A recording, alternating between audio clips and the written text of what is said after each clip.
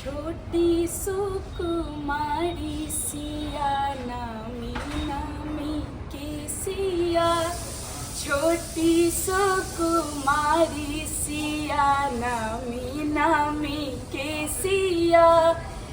सिया में लाखों मोती हार है, के सिया में लाखों मोती हार है।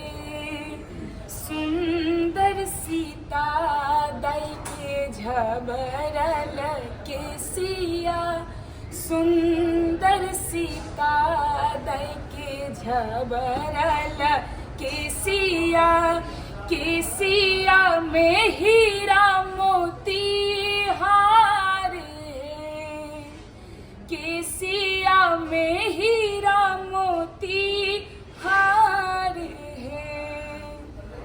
आयल बैसाख मास नवमी जोरिया, आयल बैसाख मास नवमी जोरिया, चहु दिस समन उधार है, चहु दिस समन उधार है।